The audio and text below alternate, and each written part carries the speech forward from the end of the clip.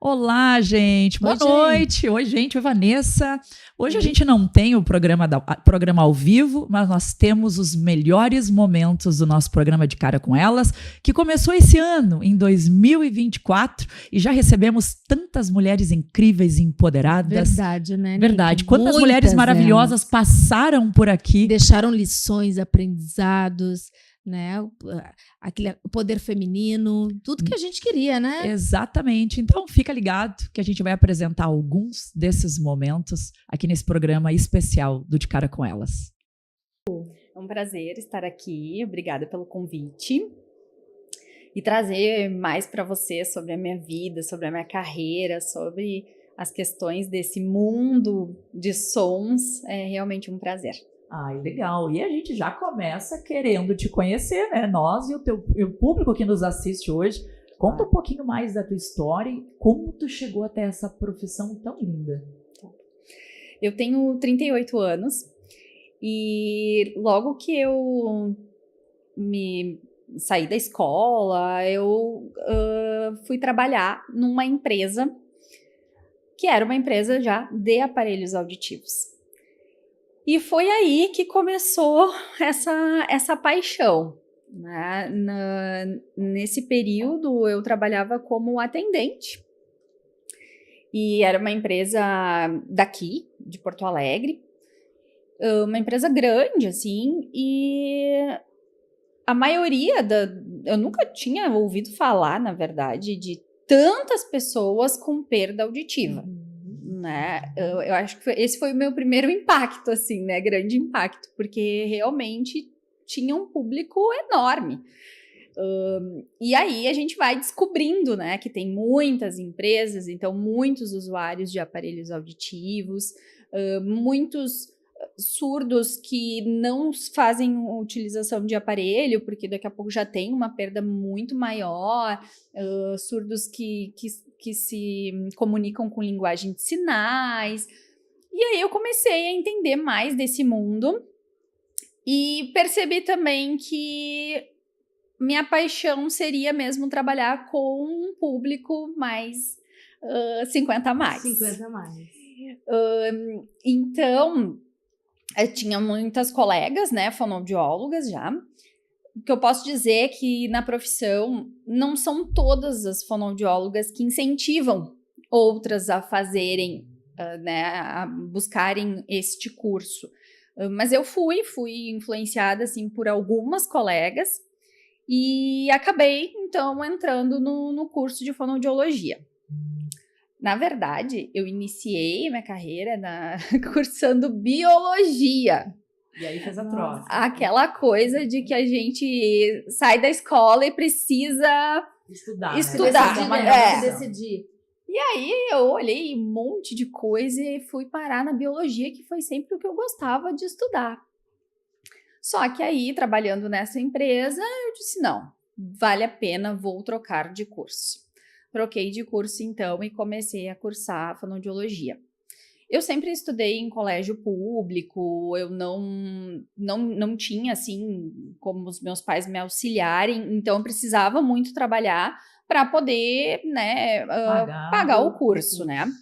Então, por conta disso, eu levei um tempo maior para me formar, porque o curso de fonoaudiologia, ele tem vários estágios, né, para serem feitos. Quanto tempo é o curso, Karen? 3 anos, né? Só que os últimos semestres ali, 3 semestres, são com muitos estágios, né? Estágios hospitalares, porque a fonoaudiologia, ela é muito ampla, né? E então a gente passa por hospital, a gente passa por clínica, por essa parte de exames, de diagnóstico. Então tinha bastante prática, né? Muita Mas é importante, prática. é importante. Muito importante e bastante prática, e aí eu tinha que conciliar o trabalho com o curso, né? Deu tudo certo, e mais ou menos uns 5 anos eu levei para me formar. Em 2013 eu me formei, mas eu já tinha, então, feito a minha escolha, né? Eu já sabia que era isso mesmo que eu queria. E quando eu entrei no curso, eu tinha mais uma colega que gostava também dessa parte de áudio, né? As demais eram todas com foco em linguagem, né? Que é realmente... E tem alguma coisa, te interrompendo já, né? Não querendo te interromper, já te interrompendo, Karen. Tem alguma coisa que nessa tua trajetória, trabalhando nessa empresa aqui em Porto Alegre, de aparelhos auditivos, que te chamou a atenção, vou trabalhar com essa questão do áudio, era uma questão mesmo nos parece muito que é uma missão, assim, né, de vida, por toda a história que nós acabamos lendo da tua vida ali. Tinha alguma coisa que te fez escolher, impulsionou, né? Eu quero trabalhar com áudio, assim. Eu acho que até mais do que a questão de devolver o som para as pessoas, foi muito a questão do atendimento em si, né? Quando eu me iniciei, eu nem conseguia falar, me expressar bem, né? Então, nunca me esqueço, um dos maiores aprendizados foi uma vez que eu estava recepcionando uma pessoa e eu ainda muito tímida, falando super baixo com aquela pessoa que tinha uma perda auditiva. Gente, nossa, eu trabalho aqui com pessoas, sim, né, com perda, como que a pessoa vai falar desse jeito? E aí minha gestora na época disse, tu não pode, né, falar assim, baixo, tu tem que, né, tem que falar alto, alto e bom som, né? E de forma clara, sim, né, porque vocês vão entender que a maioria das pessoas acha que porque a pessoa não ouve, a gente tem que falar mais alto, né? Mas se eu falar mais alto e rápido, a pessoa não vai entender. Da ela não vai forma. ter tempo. Tem a questão labial também, exatamente, né? Leitura, a movimentação labial para cada palavra. Desde esse dia, assim, que ela me disse isso, eu disse, não, né? Eu preciso... E era uma questão de vergonha mesmo, né? Porque eu ainda não sabia, não conhecia daquele mundo e tímida, acabava falando mais baixinho. E aí, desde então, a pessoa começou a falar alto até em casa, né? Daí começam os familiares a dizer por que tá gritando, né? Mas, então, o fato de atender, de dar carinho, atenção para um público que muitas vezes não recebe isso. É esquecido até, de uma certa forma, né? Porque o fato de ter a perda auditiva já faz com que essa pessoa se isole, né? E a falta de paciência, muitas vezes, né, do outro, acaba contribuindo ainda mais para isso. Então, era muito gratificante, assim, poder sentar muitas vezes para tomar um café com um cliente e poder dar esse carinho, né, para ele. Então, eu fui me apaixonando muito pela questão mesmo de atendimento em si. Tanto que depois, né, me formei, comecei a trabalhar com aparelhos mesmo, né, porque até então, sem formação, eu trabalhava num suporte, num atendimento. Sempre fui muito curiosa, muito metida, e queria saber de tudo um pouco, assim, né? Então, esse período da minha carreira foi bastante importante. Muitas pessoas passaram a me conhecer, né, no meio, muito por essa questão, assim, né, de eu gostar muito. E aí, então, me formei em 2013, e antes de me formar, eu já tinha saído dessa outra empresa, já estava trabalhando em uma outra, na mesma área, com atendimento. E em 2015, depois de formada, né, eu já trabalhava sempre trabalhei nessa área, né, sempre com aparelhos mesmo. E aí já estava expert, né? Já estava. Né? Eu fico imaginando, até te interrompendo, tu lembra, tem alguma lembrança de algum cliente, alguma pessoa que chegou até ti com a dificuldade auditiva e aí tu viu a expressão dela ao experimentar o aparelho? Isso deve de ser emocionante, né? Ouvir os sons. É demais, né?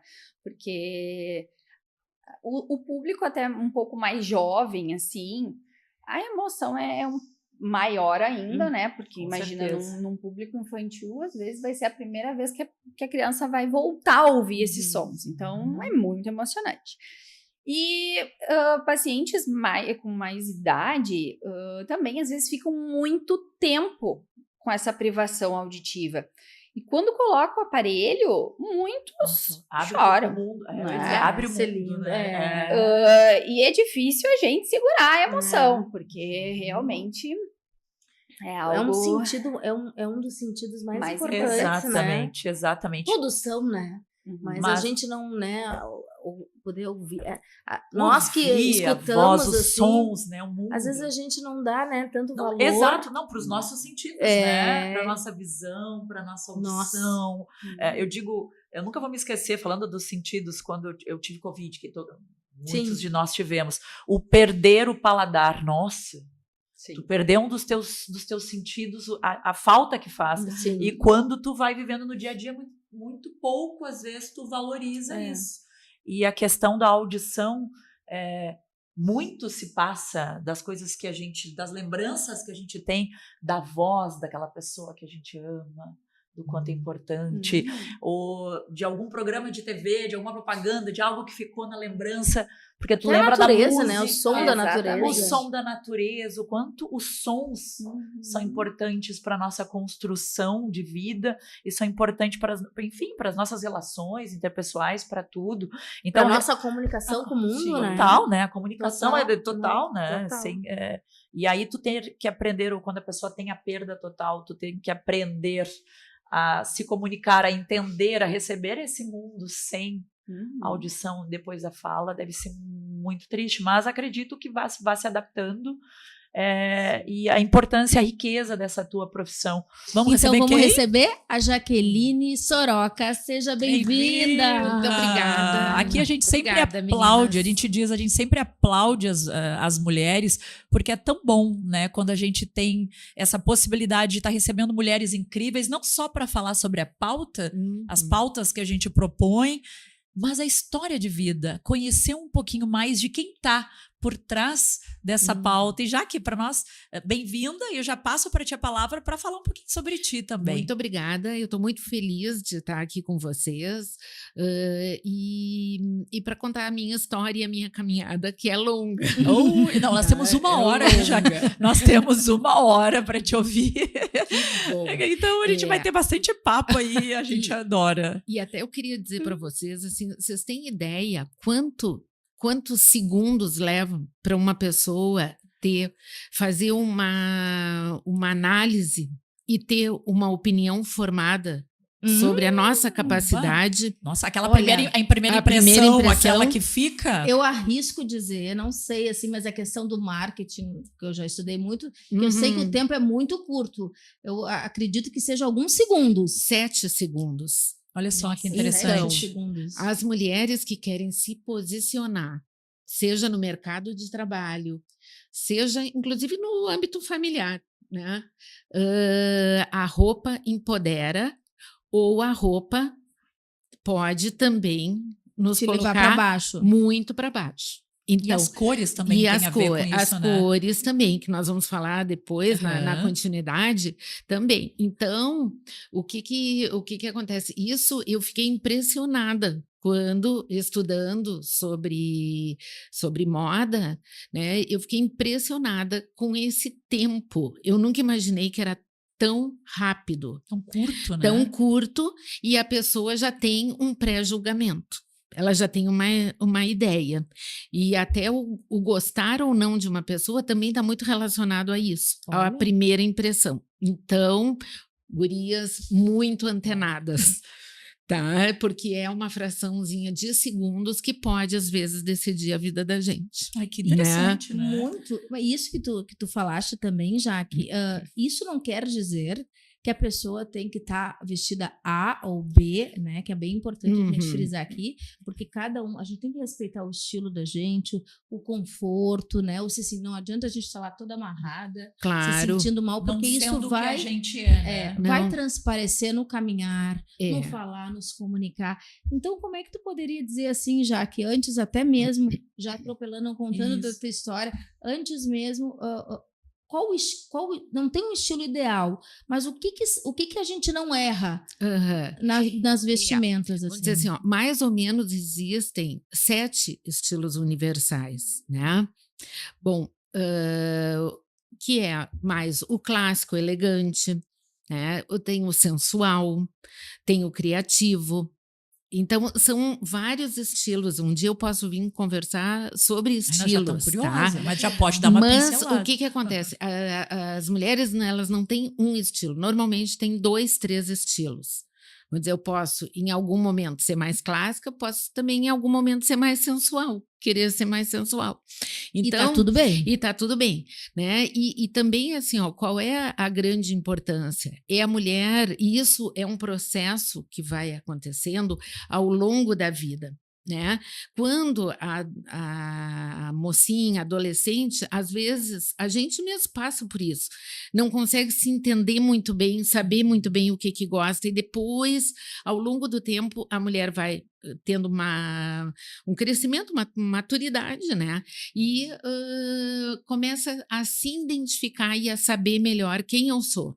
E o quem eu sou, saber quem eu sou, representa também o que eu quero comprar de moda, o que eu gosto, o que fica bem para mim, e o que se eu não me autoconhecer, os erros que eu posso fazer, e aí, às vezes, acontece muito, as mulheres compram muito, às vezes roupa assim que tá baratinha, vou comprar, e e depois não consegue usar e não fica bem.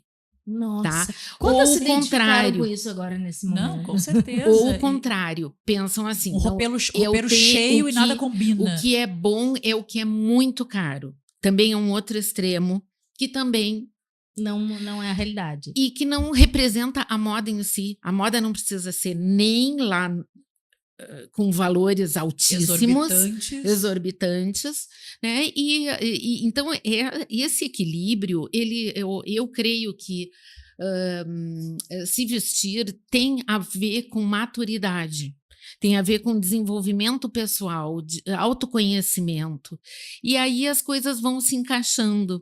Tá?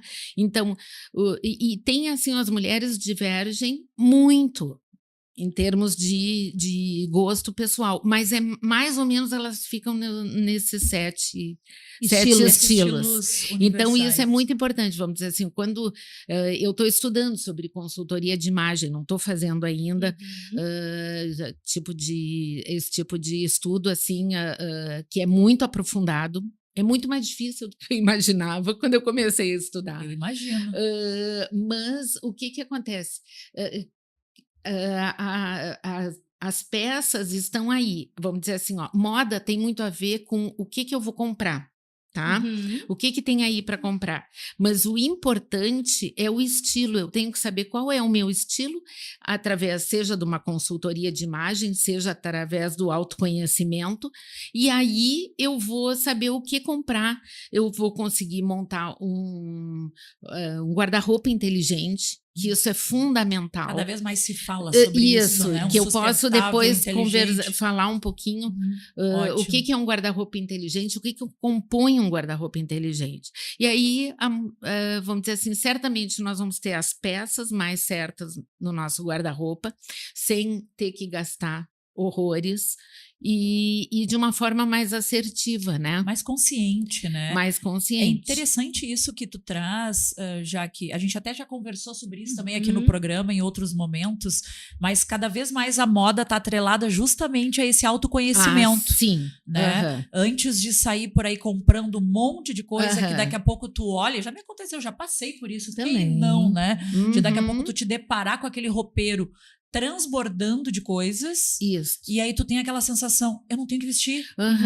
Gente, como isso é comum no nosso universo. E aí parece que a gente entra num círculo de gastos. Isso. E como se nada se conversasse, tu não sabe, tu fica sem saber o que juntar na parte de cima, com a parte de baixo, com o sapato. Como isso é complexo, como realmente isso está associado ao ao se autoconhecer e também ao que eu quero comunicar, ao que eu quero buscar ali. Muito importante. Eu sou uma advogada. Muitas vezes de emoção, né? Exato. E as promoções, né? Quem não se emociona com isso. Aí tu olha, como tu mesmo falaste, com a promo. Já que uma coisa barata ou relativamente mais em conta que a gente está acostumado a saber, e aí a gente já se atira, mas daqui a pouco aquilo não tem nada a ver com a gente. Isso. Ou a gente fala assim, eu quero mudar, então eu vou comprar isso aqui. Um dia querendo mudar. Vou comprar isso aqui porque eu vou usar um dia porque eu acho legal em alguém, mas... E aí, será que o estilo né? Isso, tem que ver se bate com isso. A gente costuma falar aqui já que toda semana, impressionante, não é combinado, porque aqui não é nada combinado. Sim. De verdade. E acaba sempre essa pauta do autoconhecimento, sempre. A importância... Passa em todas as outras pautas, né? Tudo impressionante. Isso. Quanto mais a gente, claro, adquire a maturidade, o autoconhecimento, a gente se apropria de vários recursos para saber cada vez mais de nós mesmos, né? A gente consegue realmente passar por todas as etapas, sendo desde a questão essa física, da aparência, da imagem, como questões também mais, né, digamos, de alma mesmo. Isso, né? Exatamente. Isso. Então é muito interessante. Posso isso. entrar com algum... Claro, com certeza. Claro. Tá? Bom, então é assim, ó, tecidos, tá? Para não errar, tá? Isso é importante. O que acontece? A alfaiataria. A alfaiataria é algo que está assim, extremamente em evidência e ótimo que está. Eu trabalho muito com alfaiataria, tá? Por quê? A alfaiataria é atemporal, é elegante, não se erra nunca. É versátil. É versátil e ela é revisitada. Ela não é mais aquela alfaiataria que a pessoa fica toda... apertadinha ali. Ou mais masculinizada. Isso, né? Então ela é uma roupa que ela acompanha a mulher da manhã à noite. E não importa a idade, né? Não importa a idade. Vamos dizer assim, eu tenho clientes assim em torno, às vezes, de 23, 25 anos que usam a alfaiataria e eu tenho a minha cliente de mais idade, que é 85 anos e usa alfaiataria. Que legal. Tá? Ver que não tem idade, não tem idade. Não existe mais essa regra também da idade. Não, isso é uma coisa muito boa. A moda está muito assim, sem caixinhas. A gente não tá mais nas caixinhas com divisórias. Mulher de tal idade não vai poder usar cabelo comprido e batom vermelho, não sei o quê, o salto, saia curta. Isso. Saia curta, passou dos 40, não pode. Pelo contrário, as mulheres hoje, 40 a mais, 50 a mais. Maravilhosas. Estão todas de cabelões, lindas, maravilhosas. Recentemente, a Bruna Lombardi aí esteve em Porto Alegre, arrasando com seus 60 e poucos anos, com cabelão, linda. Gente, olha a Demi Moore.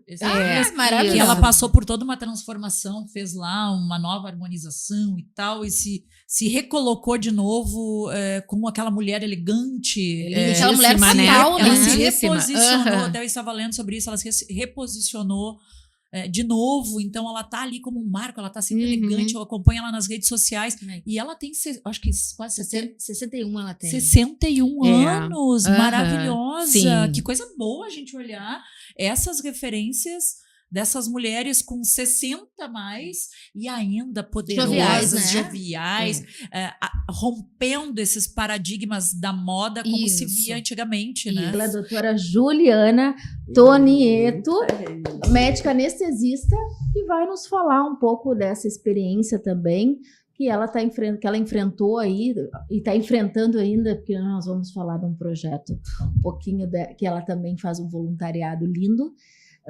Contar um pouquinho, doutora, seja bem-vinda dessa experiência aí, essas doenças aí que estão cada dia surgindo e vitimizando ainda mais pessoas, além desse problema de calamidade pública que estamos enfrentando.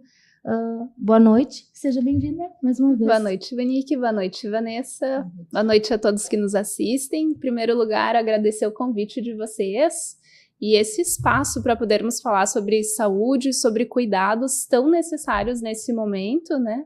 Vivemos, como vocês bem salientaram, um momento muito difícil, de muitas provas a todos, E agora que retornamos às nossas casas, retornamos aos nossos lares vagarosamente, botando as coisas no lugar, nos deparamos com mais um desafio.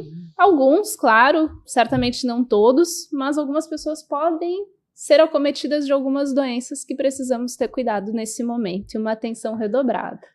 Até porque a gente teve aí um número grande. Vamos começar então falando, doutor, até para a gente ir orientando a quem nos acompanha hoje.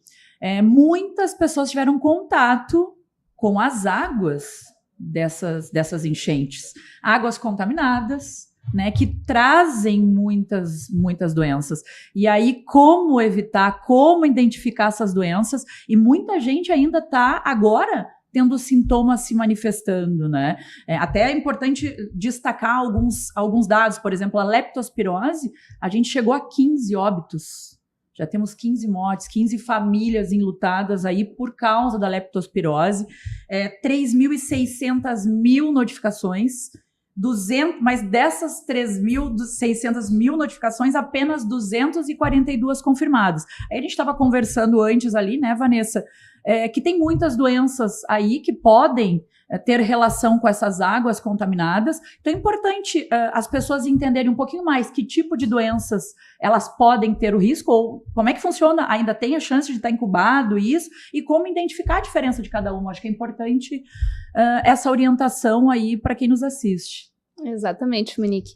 Então a gente se depara, né, tu trouxeste números bastante grandes, às vezes nos alarmam, né, nos assusta, 3.600 notificações. O que acontece quando uma pessoa chega com determinados sintomas que fazem o profissional da saúde suspeitar de certas doenças? O profissional da saúde é obrigado a notificar para uma vigilância sanitária que vai custodiar isso e verificar e tomar as medidas públicas necessárias. Então, sempre que o paciente chegar numa situação como a nossa, por exemplo, com alguns sintomas de febre, dor no corpo, que possam fazer uma suspeita de uma leptospirose, como você comentou agora, o profissional de saúde vai fazer essa notificação.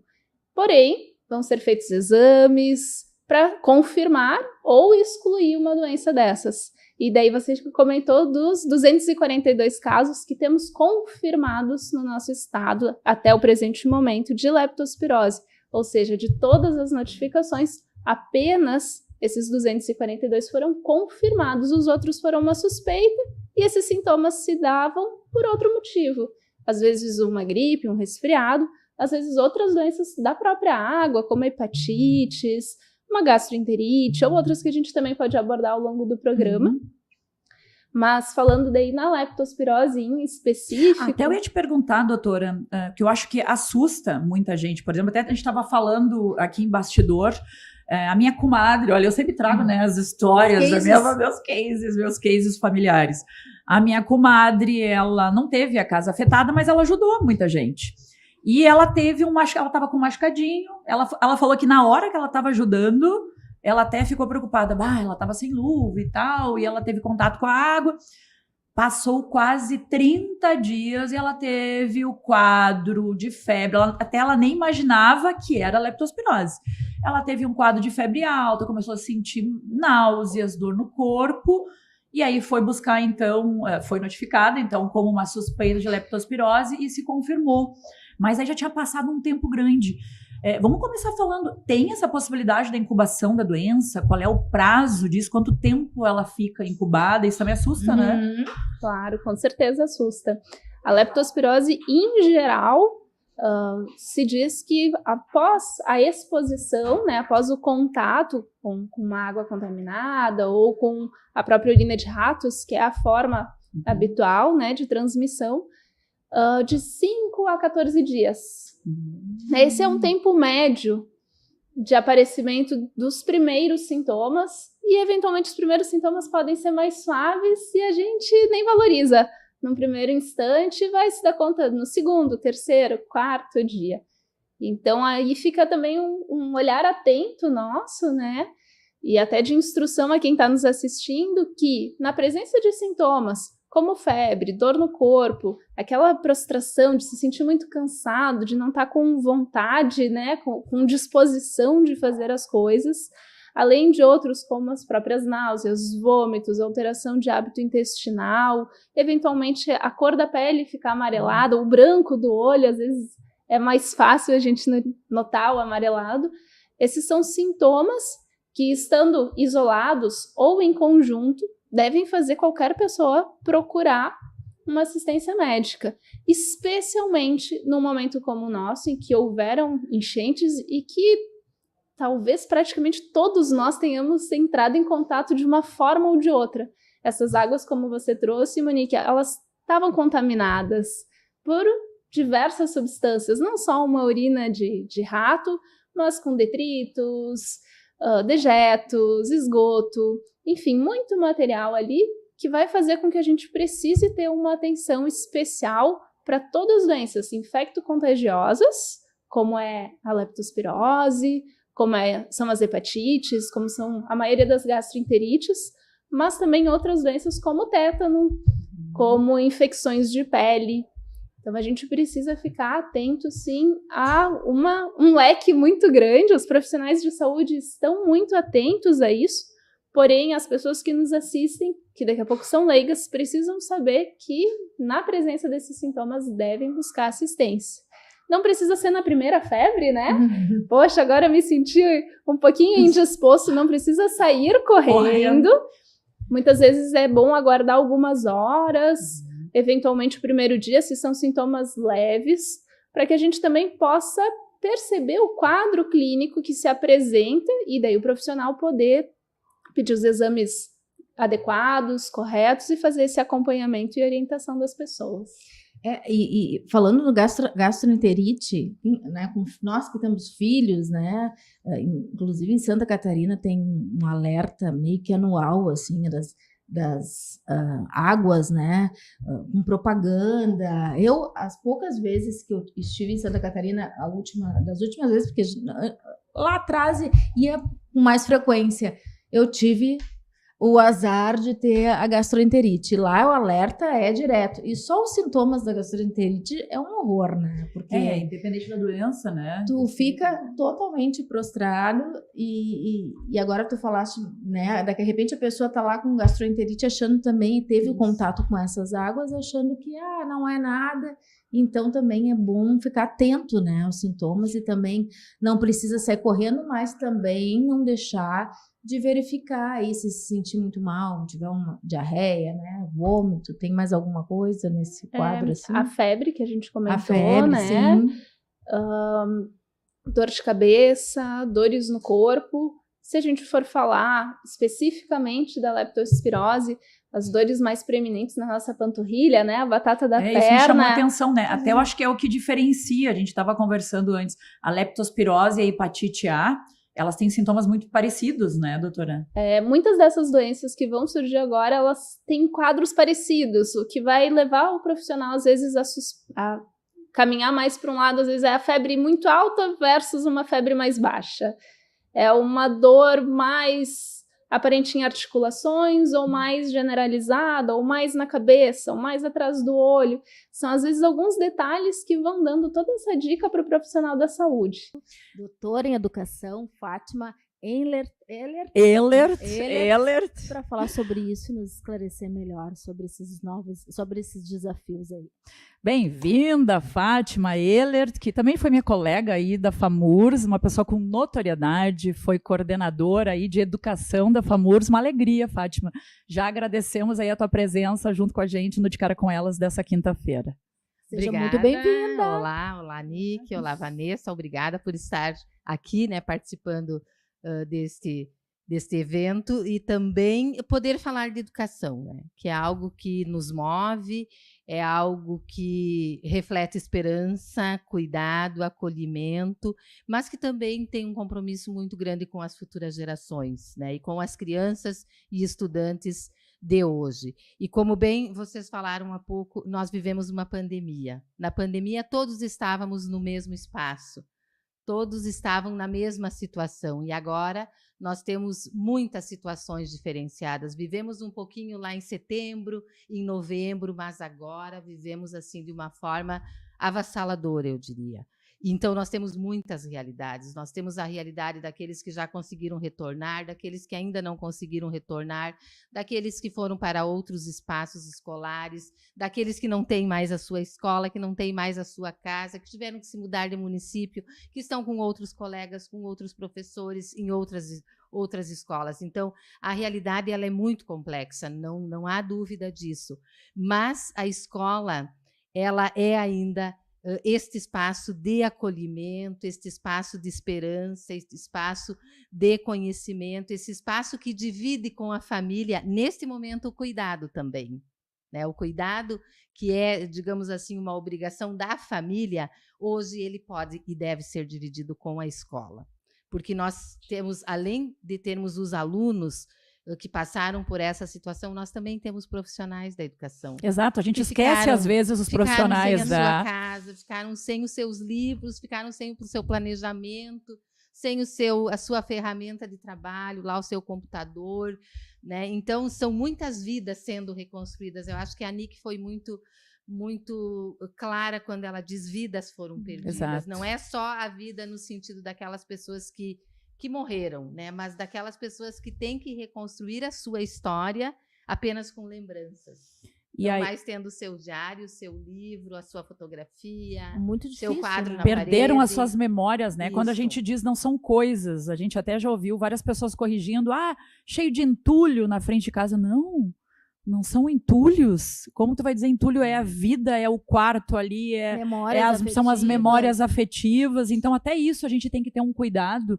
Lá em Canoas, eu sempre gosto de trazer o exemplo, lá em Canoas, que foi uma das cidades que mais foi impactada a nível populacional também, né? A cidade, metade da cidade, hoje a gente fala da Mancha lá em Canoas, né? Metade da cidade foi impactada, e aí quando a gente circula nos bairros, quem teve a oportunidade de circular por Canoas, Porto Alegre, enfim, essas cidades que foram... Eldorado, né, que foi arrasada, quase toda a cidade arrasada, destruída. É triste a gente olhar todo aquele os resíduos, né, que a gente fala, que são aquelas histórias e memórias.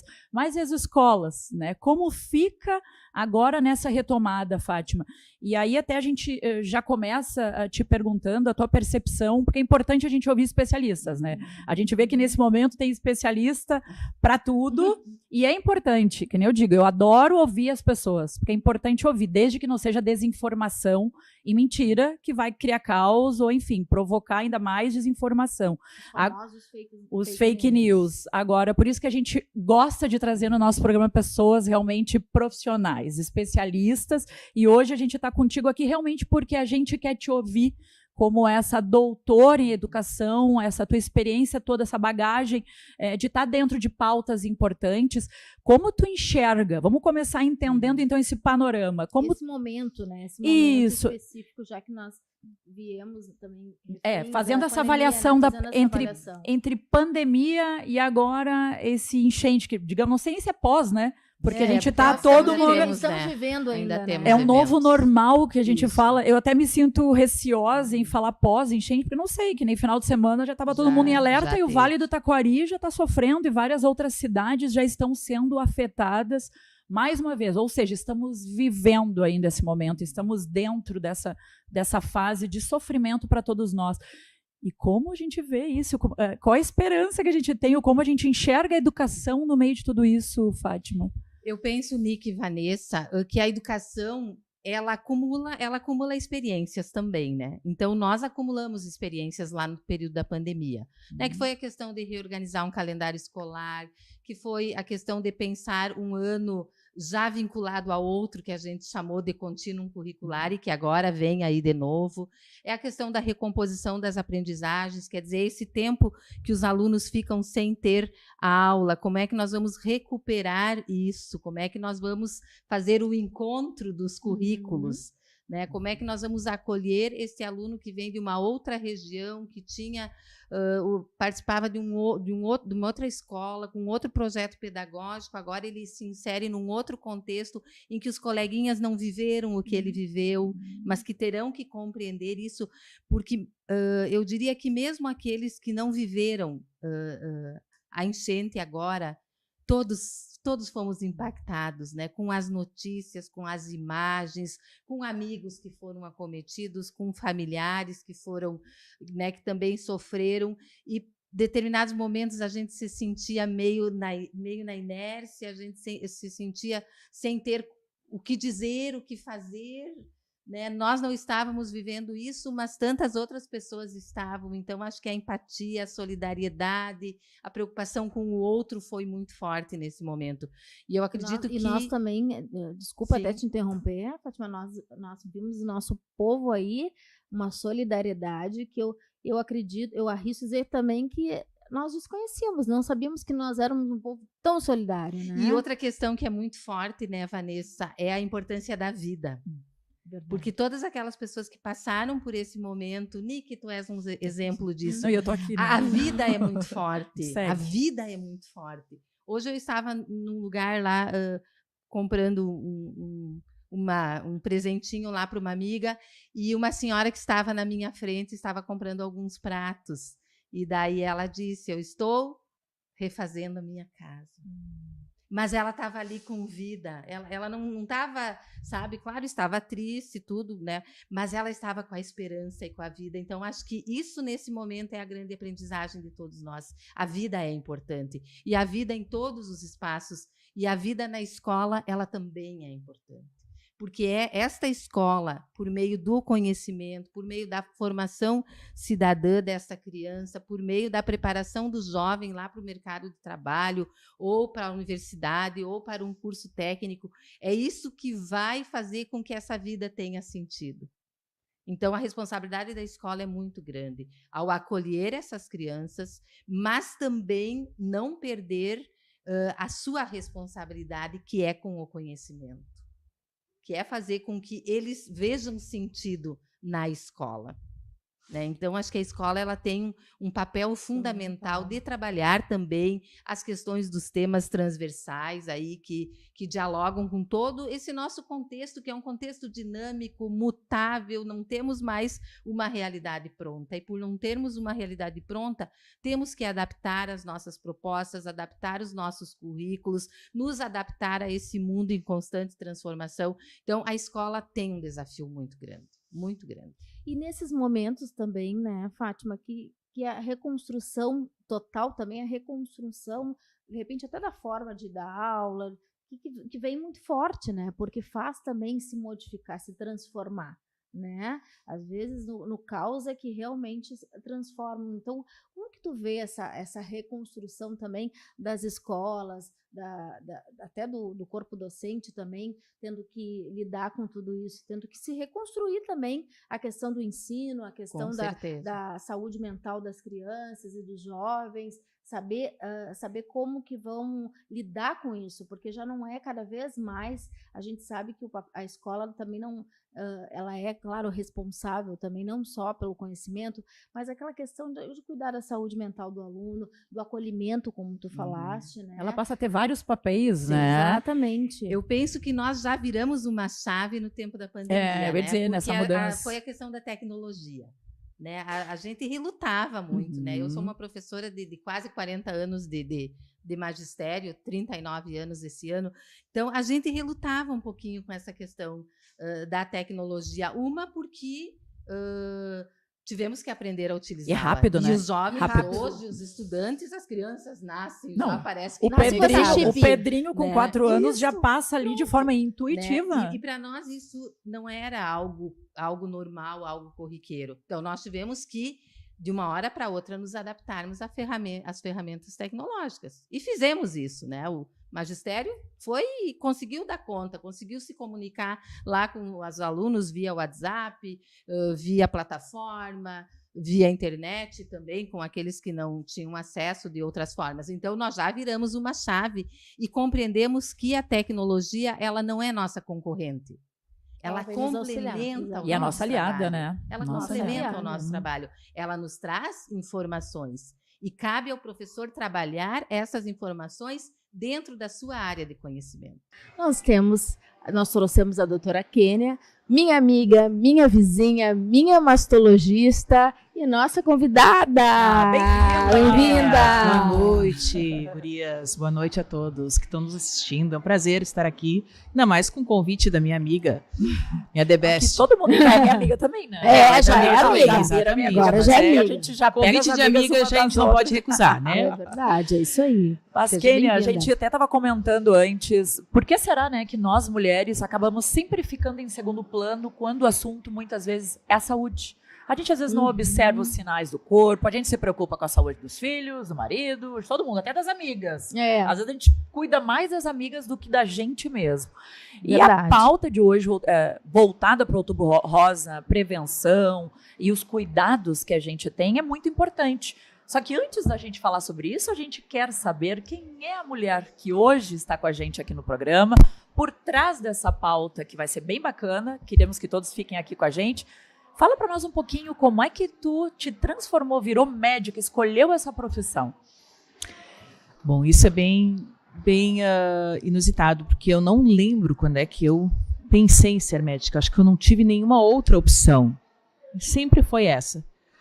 E eu quis fazer medicina, fiz vestibular, no primeiro ano não entrei, no segundo Era novinha? entrei. Foi cedo? Foi na segunda tentativa eu entrei, acho que tinha 17 anos, se eu não me engano. Super jovem. Bem jovem. E daí eu fui para medicina, me apaixonei, não queria ter outra profissão, né? E no transcorrer do curso, eu fui me dedicando mais para a área das mulheres, focando mais na área da mulher. Daí eu decidi fazer ginecologia e obstetrícia, que é uma área muito importante, né, da saúde da mulher. Só que a ginecologia e obstetrícia, principalmente a ginecologia, ela é muito ampla. Ela envolve várias áreas e sub-áreas que cada vez mais os ginecologistas estão fazendo. Tem ginecologistas que fazem a parte geral e tem os que se especializam em algumas áreas. Dentre essas áreas existe a mastologia, que pode ser uma subdivisão da ginecologia. Por ela ser tão grande, tão ampla e com um avanço assim imenso em termos de avanços na medicina da área da mastologia, a gente tem que acabar se dedicando só a ela. Não tem como fazer ginecologia, obstetrícia e mastologia. Tem gente que faz, mas eu preferi então me dedicar só à mastologia, porque já participando de congressos e tudo, é muito congresso, são muitas atualizações anuais, a gente não consegue dar conta de estudar tudo. Então a gente focando na área da mastologia fica melhor para focar mais diretamente na saúde da mulher e da saúde da mama. E teve algo assim que te impulsionou, que te instigou a tu escolher esse caminho? Sim, é uma área que ela é cirúrgica e eu gosto de cirurgia. Então eu gosto de cirurgia que tem um toque de estético junto. Eu nunca pensei em fazer cirurgia plástica, porque eu acho que daí a responsabilidade, as demandas são bem maiores do que a cirurgia do câncer, por exemplo.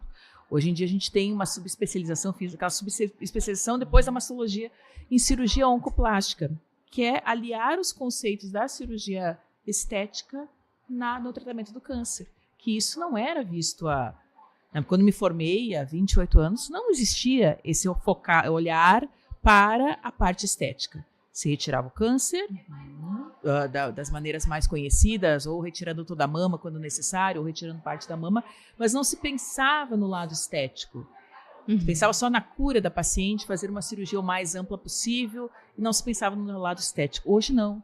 A gente pensa, claro, no tratamento com fins de cura, mas num segundo momento já vem a parte estética junto. Então, se a gente consegue fazer essas duas coisas, e isso a gente tem que acabar fazendo treinamentos nessa parte. Então, eu fiz um curso de cirurgia oncoplástica há 10 anos, que eu consegui trazer essas técnicas da cirurgia plástica para o tratamento do câncer. E os resultados são muito bons. Então, hoje em dia, a paciente não precisa ficar com aquele estigma. No momento que olha para o corpo, vê aquela cicatriz, não só a cicatriz, mas a mama deformada, isso já remete, né, ao câncer. Às vezes, hoje, a gente pode fazer cirurgias... É uma marca, né? Como se fosse a marca. Né? Nós podemos fazer algumas cirurgias com cortes muito semelhantes às cirurgias plásticas, que o paciente vai olhar... Olha que bom isso. Vai olhar como se tivesse feito uma cirurgia plástica, mas, na verdade, ela tirou o câncer.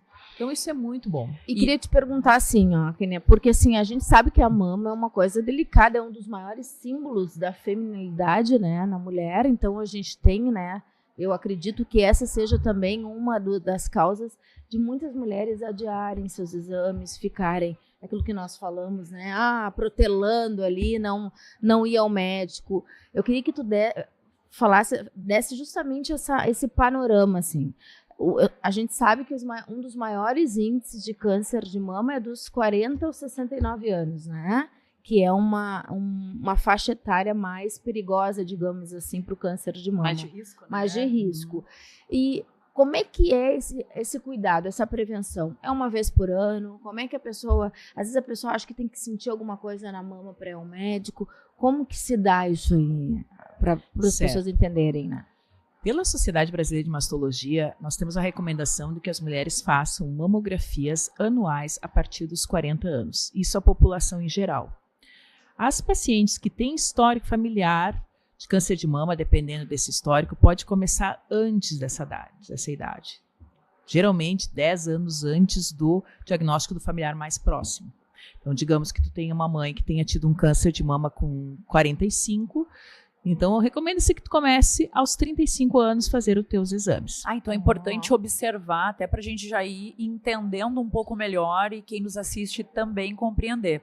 Então é importante observar a idade em que essa familiar teve o diagnóstico de câncer de mama, é isso? Isso, até eu vou comentar uma coisa bem importante, Nick, que é assim, muitos pacientes nos perguntam, mas doutora, todos os cânceres são genéticos? Eles ocorrem por uma mutação genética, mas nem todos são hereditários. Então, só de 5 a 10% dos tumores, eles vão ter um fundo hereditário, ou seja, essa mutação genética foi herdada de família. E isso predispõe ao câncer numa idade mais precoce, porque a gente tem 2 genes de cada lado, a gente herda um gene do pai e um da mãe. Se a gente já tem um mutado, é mais fácil mutar o outro para ocorrer o câncer. Por isso que o câncer em pacientes que têm uma herança genética de uma mutação, ela vai ocorrer mais cedo. Então, é importante, sim, a idade do familiar, o grau de parentesco desse familiar, se ele é de 1º grau, 2º grau, 3º grau, que assim, são mais importantes as nossas mães, nossas irmãs, nossas filhas, são os parentes de 1º grau são mais importantes.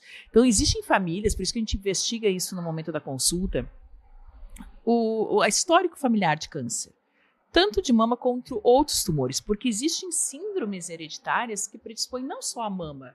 Por exemplo, na mama a gente tem 2 tipos de genes bem comuns, que é o BRCA1 e BRCA2, que se predispõem mama, ovário, também mama no homem, próstata, pâncreas. Então, são outros órgãos que podem ser afetados com essa mutação genética. Então, a gente investiga a história dessa paciente, não só em termos de câncer de mama, mas todos os cânceres da família, e a gente pode direcionar elas a procurar uma avaliação genética, fazer uma consulta com o geneticista, um aconselhamento, e ele vai avaliar qual o melhor teste para fazer, para saber se aquela família tem uma mutação genética que predispõe ela ao câncer. E daí a gente pode vir a não só beneficiar aquela paciente que está tendo diagnóstico naquele momento, mas os seus familiares. Porque se ela souber que tem alguma mutação, ela pode ser testada dos outros familiares.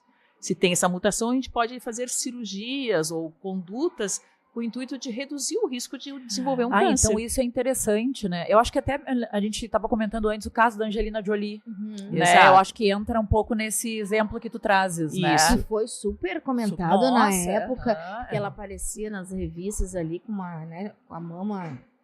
Enfim, que ela removeu, né? Ela removeu as mamas e ela não tinha o diagnóstico ainda, é isso, né, doutora? Ela tinha um caso risco, da né? Angelina Jolie, ela tinha a mãe com câncer de mama e que tinha sido testado de forma do teste genético, ela tinha uma mutação em BRCA.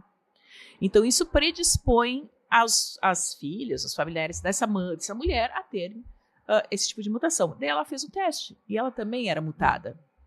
Então, o que a gente tinha? A informação que do transcorrer da vida dela, ela tinha até 80% de chance de desenvolver um câncer de mama. É muito alto. Então, para essas mulheres com um teste genético confirmando uma mutação, está indicado aquela cirurgia que ela fez, que a gente chama de cirurgia redutora de risco.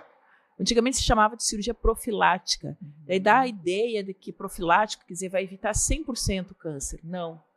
Mesmo assim que a gente retire a mama da paciente, vai ficar pele, areola, mamilo a gente pode preservar, e ali fica 5 a 10% de tecido mamário. E nesses 5 a 10% a gente pode ter um câncer. Então a gente não chama de profilática, a gente chama de redutora de risco, porque ela reduz muito o risco. Então, hoje em dia, a gente vê muito, e depois disso, a gente teve uma enxurrada de pacientes no consultório que vinham e queriam fazer a cirurgia da Angelina Jolie, mesmo sem indicação. Então, é difícil, a gente tem que convencer o paciente, explicar que não são todas as mulheres que precisam fazer esse tipo de cirurgia. Porque pensem comigo, se nós estamos estimulando que as mulheres façam mamografia, para quê? Para detectar o tumor o mais precoce possível. Se eu vou tirar as 2 mamas delas, todas elas, o que adiantou ter feito o diagnóstico precoce e ter pego uma lesão inicial, que podia ser um tratamento mais simples? Não faz sentido. Sim. Então, eu até sempre falo de um professor que é muito mundialmente conhecido, o doutor Humberto Veronese, ele é de Milão, e ele que provou que a cirurgia de retirada de parte da mama mais radioterapia tem as mesmas chances de cura do que retirar a mama toda. Então, quando eu vejo que muitas mulheres querem tirar as 2 mamas, eu digo, coitado do doutor Veronese, deve estar deve estar lá pensando o que adiantou eu ter provado isso. Então, tem mulheres que vão ter um benefício em fazer essa cirurgia, mas a maioria não tem. Então, é só as mulheres mutadas que têm esse benefício. Porque uma das coisas também que eu achei importante comentar com vocês, porque às vezes as mulheres têm a falsa ideia que retirando as 2 mamas, elas vão estar livres do câncer. Só que não, muito pelo contrário. Às vezes a gente tem um tumor muito agressivo que o nosso prognóstico, que nós chamamos em medicina, digamos assim, o futuro daquela paciente já está selado. Já são tumores às vezes muito agressivos que ela vai acabar morrendo daquele tumor e não vai ter adiantado tirar as 2 mamas. Vai então, passar para passaria para outros órgãos. Aquilo que a gente chama de metástases. Sim. Às vezes tumores logo no início que a gente diagnostica, mesmo pequenos, com subtipo muito agressivo, tipo triplo negativo, que a gente chama na medicina, ele não tem um tratamento específico para ele. Então, esses tumores, a gente faz quimioterapia, mas nem sempre vão responder bem. Então, não adianta fazer uma cirurgia maior, porque não vai aumentar o tempo de vida daquela paciente. Só que isso é difícil, às vezes, a gente falar para o paciente. Ele tem a falsa ideia que tirando as 2 mamas vai ficar livre. Vai ficar livre, não. Mas o tumor que ela descobriu naquele momento, se ele for muito agressivo, ele já vai ser o que vai selar o prognóstico dela para o resto da vida.